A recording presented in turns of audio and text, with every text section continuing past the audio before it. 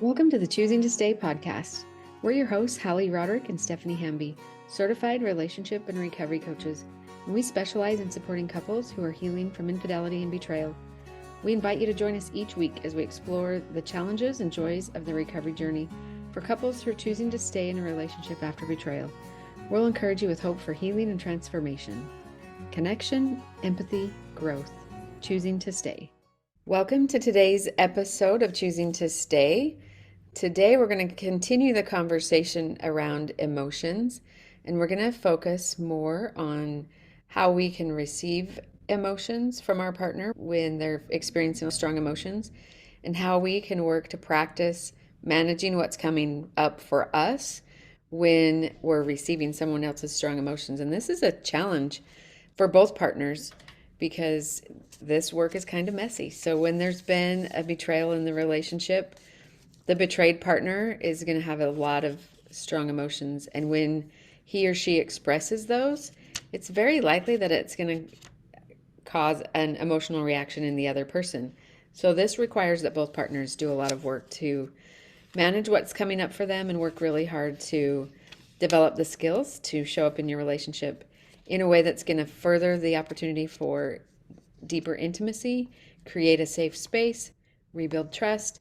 And I love this work because I really believe that we can create a different type of relationship that maybe we've never had before. And this skill of being able to show up and honor the emotions that are coming up for each other, I think is foundational in that, is being able to show up in someone else's pain, hold them in their pain without having to fix it, but allowing them to experience what they're experiencing and be able to show up and be there for them. Yeah, I wanted to share this.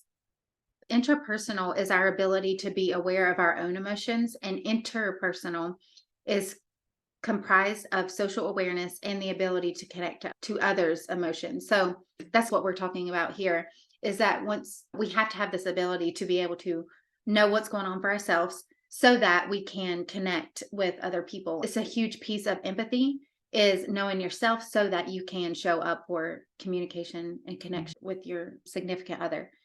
Yeah. Um, I also think of like mirror neurons and co-regulating. If we are able to, if our partner is having a lot of strong emotions and we're able to maintain our composure and create a safe space for them, a lot of times it allows that opportunity for them to match those mirror neurons and to then calm themselves as well when you create this safe environment. And the opposite, if we go into reactivity or defensive mode or victim mode, then I believe that it can almost ignite the fire, throw fuel on the fire of our partner. And that's where we get into really unproductive conversations and interactions with each other. Those mirror neurons happen both ways. We can activate each other and we can work to kind of help ground ourselves, which then might be able to give the opportunity for your partner to get grounded as well. yeah, I love that you mentioned that because it's really important. It's hard for both in this situation, but showing up into a conversation with your partner, the one that has been betrayed, and providing the space. So we hear this way of explaining empathy as you're not providing sympathy. You're not saying, oh, it's going to get better, or you're not saying, oh, let me fix that. You're literally coming down into the space with them and sitting with them. And so a lot of times what will happen with the one with sexual integrity issues is when the partner does feel safe enough to start expressing some of these emotions, then the one with sexual integrity issues will feel it almost taps these like eye wounds. And so it's really important that he is showing up in a way that's saying, I'm here for you and I'm to acknowledge and validate how you are feeling, even though this is something that I have caused. So to show up in empathy and stay out of these eye wounds or these eye pains, what that means. So this comes from Shelley Martinkus and Jason Martinkus.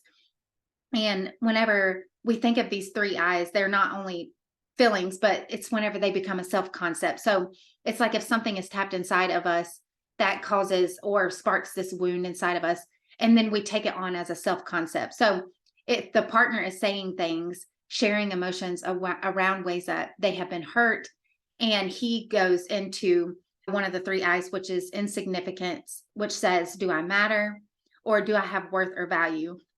Impotent is, do I have power, control, or the agency over this situation or over this feeling? And then incompetent is, am I good enough, and do I have what it takes?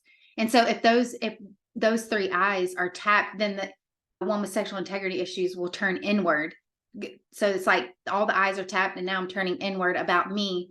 I can't sit in the present and be present minded and present in this conversation because it's reflected back on me. So it's really important that in those conversations, we are putting up some sort of whatever we have to do to be able to be present with the partner so that those eye wounds are not tapped. And when they are, because they will be, it's being able to address those after the conversation. Oh, well, when this happened, it made me feel like this. Mhm. Yeah, I'm so glad you brought that up because that is an important part of the work is being able to notice what's coming up for them when it starts to turn inward or they maybe drop into that victim space or the pain of watching their partner in that degree of pain is so great.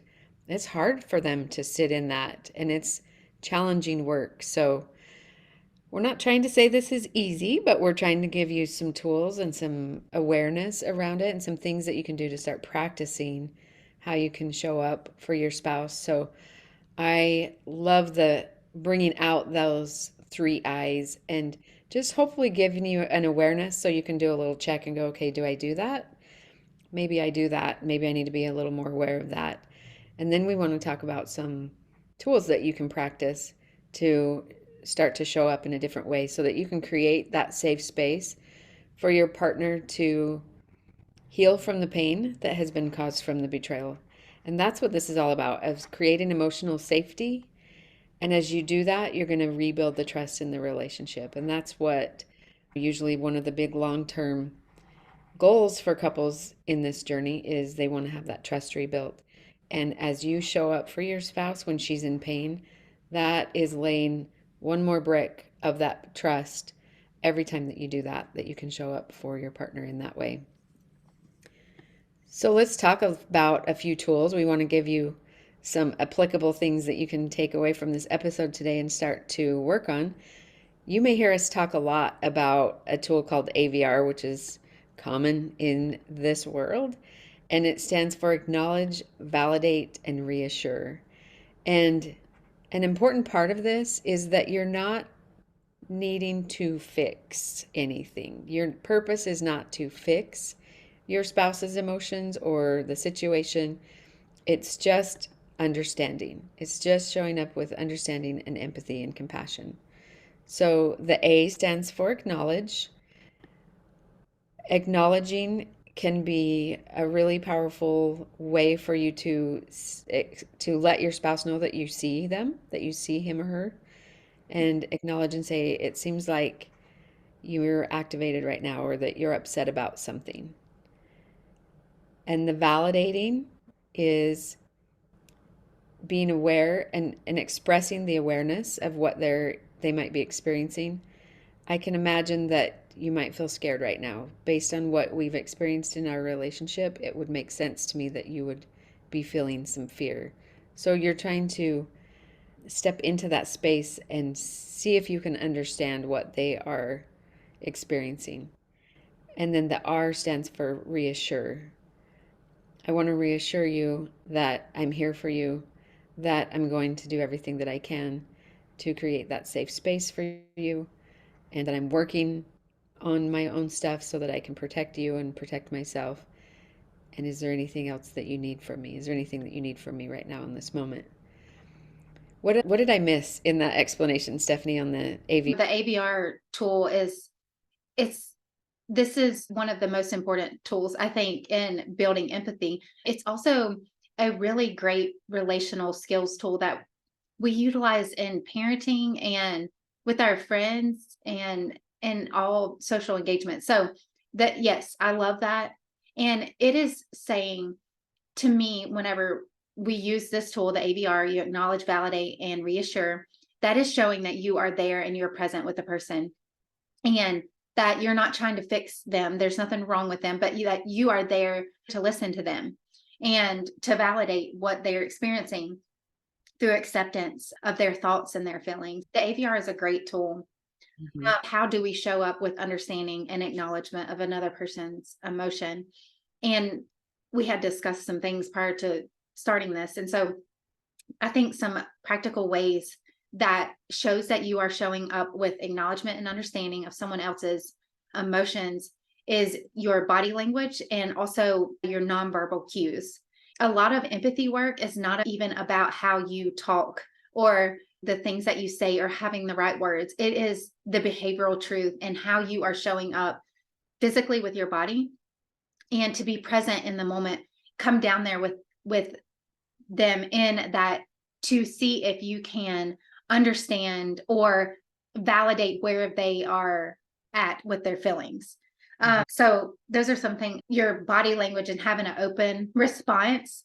You don't want to have hard eyes or crossed arms. You want to have a very open response. I am here and I'm sitting with you, and that my body language is proving that. I'm not glazing or glaring through you. My eyes are physically soft and listening and taking in what you're saying. Yeah, and that's really challenging sometimes for especially men. It can, and maybe women too, if you're not used to having an intimate type of conversation. It can be really challenging. So this is where you can practice having some self-awareness of, okay, if let me look and imagine what they might be like, what my partner is experiencing right now.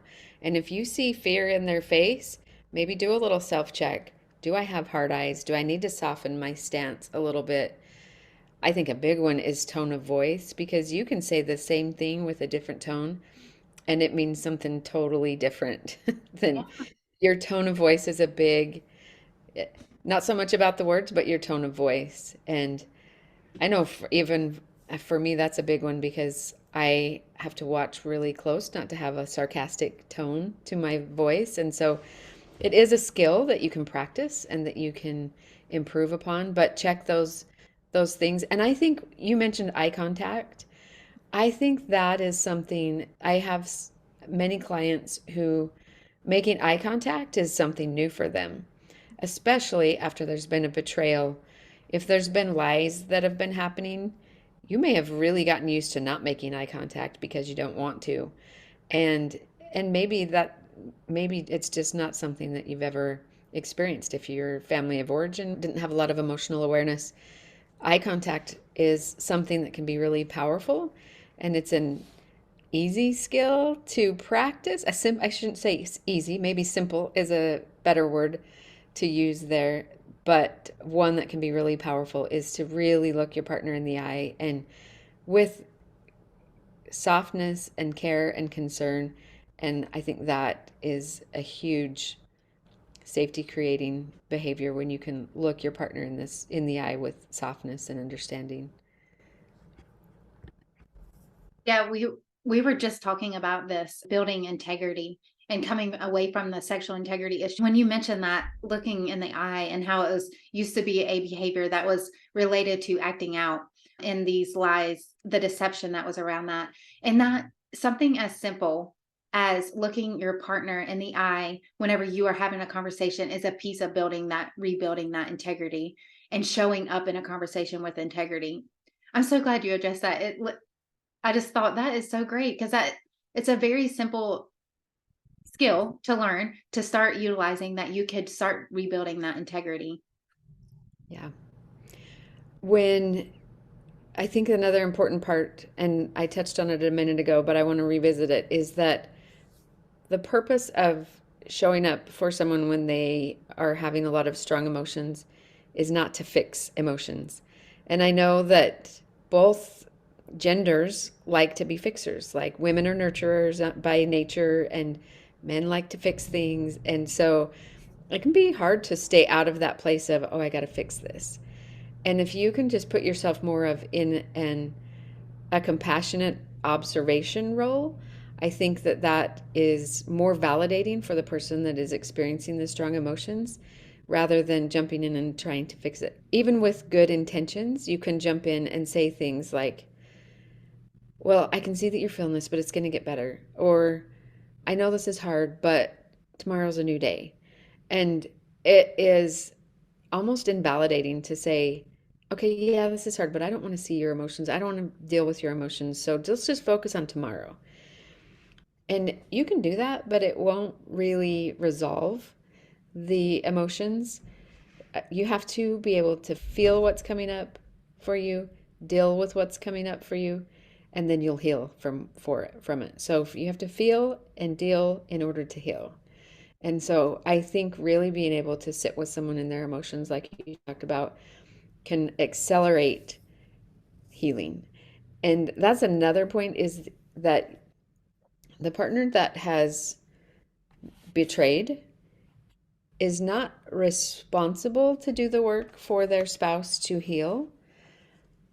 Unfortunately, even though it's not your fault that you were hurt, it's still your responsibility to do the work to heal from that. Your partner can't, even if they would like to, they can't do the healing for you. But you can show up and support them in their healing and be a great tool for them to accelerate that healing. Or if you're not able to show up for them in their emotions, it will take a little bit longer for them to heal, because they'll have to find somewhere else that they can go and express those emotions or learn how to deal with them on their own. If you can show up in empathy for your spouse when they're in pain, it will accelerate their individual healing as well as your relational healing. So this is really important to look at. Yeah. And another thing with the showing up in empathy in a conversation is that you don't have to experience what the other person is experiencing to be able to have empathy. It is a perspective taking. So I use this analogy of the glasses. These are the glasses that I wear, and this is the way I view the world around me. And I would like for you to come into conversation with me and wear my glasses for a minute. The spouse putting on the glasses, and then they're able to see that, oh, this is what it looks like from your world. This is how you are feeling things. And so it's sitting there wearing their perspective glasses while the other one verbalizes what it is that they're seeing through the lenses. And so it's a perspective taking. But you also touched on something that I think is really big about whenever we minimize, or not even minimize, but to the point where we are like, oh, let's just go on to tomorrow and not even worry about this. That's what leads to resentment. Behind resentment is an unmet need. When we go without addressing our emotions or our feelings, then we are not addressing our needs. And we know now that behind every feeling and emotion is a need. So by just going ahead and addressing it in a healthy way, which is what you're learning, is these relational skills, then you have more of an opportunity to get those needs met in a healthy way, versus turning towards this resentment and the bitterness that comes from unmet needs. Mm-hmm. Yeah, such a great point. I love that, putting on the glasses and trying to see the world through the lens of the other person. I actually have a question that I like to encourage my clients to ask themselves when they are in an activated conversation, and that is, if the tables were turned, how would you want them to respond to you? And what that does is it puts you in that value-based space in your brain. So it kind of helps you shift out of that emotional space and into your logical brain and go, okay, if I were in his shoes or if I were in her shoes, how would I hope they would respond to me? And that is similar to what you were saying with the putting on the glasses, but it helps you choose a value-based response and helps you stay within your own integrity. So I think that's it. I love your glasses analogy. I haven't heard that one before, but that's a really good. I bought these like Elton John big pink lens glasses from like the Dollar Tree, and I keep them in my office here so that as a reminder, you put on the lens of perspective from someone else's viewpoint. It's a great reminder for all of us. Yeah. I'm a visual learner. I might have to get my own Elton John glasses for my desk. Okay, I want to share one other tool that I learned from Tony Overbay, who's a therapist in this world as well. And he calls them the 4 pillars. The first pillar, well, let me just preface this for a second. I love these tools because it helps you shift into focusing on your own reaction and not so much about the other person. It helps you kind of step into that space of empathy. But the first pillar of his four pillars is to assume good intentions. Assume your partner, whatever's coming up for them, that they have good intentions. And that can be challenging when there's strong emotions coming at you from the pain that maybe you have caused. So, if you think about what their good intentions might be, from a betrayed partner's perspective, they're wanting more connection. So, even if it's showing up as strong emotions that are caused because of the pain, still try to think of it as okay, she's coming because she wants to connect, or she's wanting safety, she's wanting reassurance. And so instead of dropping into that self concept space that we were referring to earlier of, oh man, I'm not good enough, or I'm never going to be able to fix this, or I don't have any control over this, try to stay out of that space and assume that your partner has good intentions with whatever's coming up for them. The second pillar is to don't send the message that you're wrong or I don't believe you.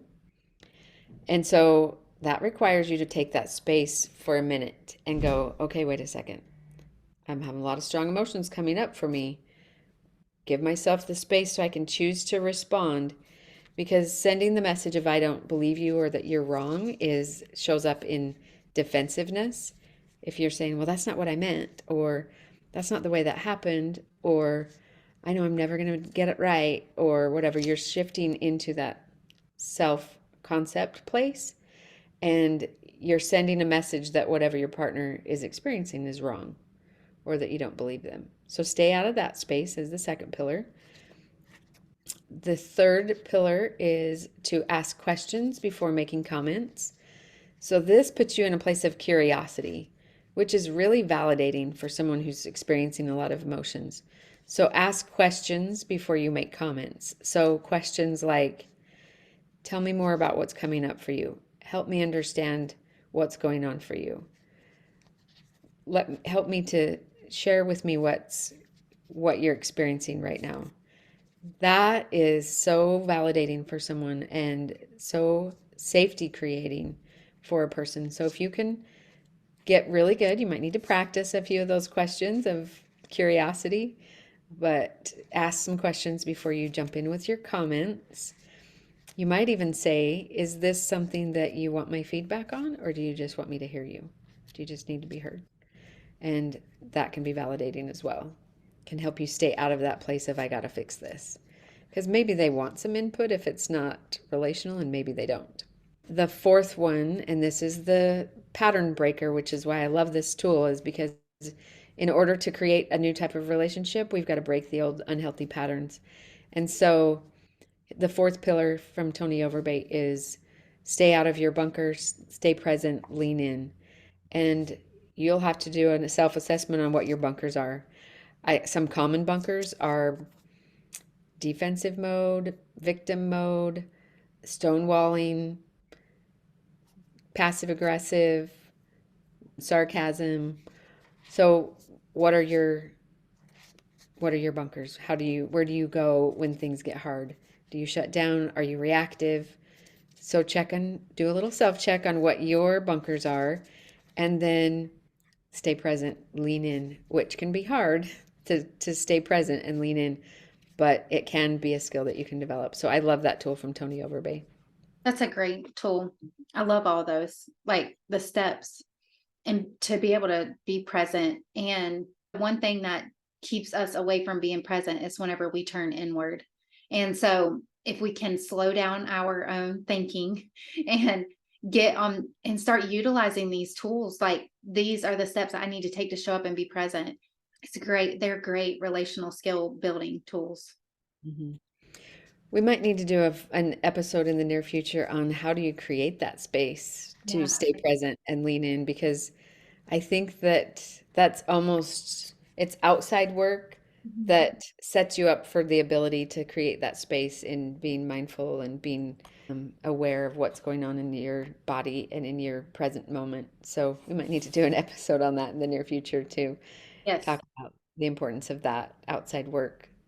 And from my opinion, you do it individually, and it spills over into your relationship. It allows you to create that space for you to be present and to choose how you're going to respond rather than have an automatic reaction. So, okay, anything else on this receiving emotions that you think we ought to bring up, Stephanie? I feel like we have talked on starter conversations, being able to show up. And we say this a lot. These are skills and they take practice. And at first, it can feel almost robotic or pre planned or artificial. And so I just want to encourage you guys as you are using these tools that the skills grow and build as you practice them. So practice doesn't make perfect, practice makes progress. And that's what we're looking for here. So thank you for joining us today as we have talked about these showing up, being present, and receiving another's emotions. And we will see you next week. Thank you for listening to the Choosing to Stay podcast. If you have enjoyed this show, we invite you to subscribe, share, and leave us a review. Connection, empathy, growth, choosing to stay.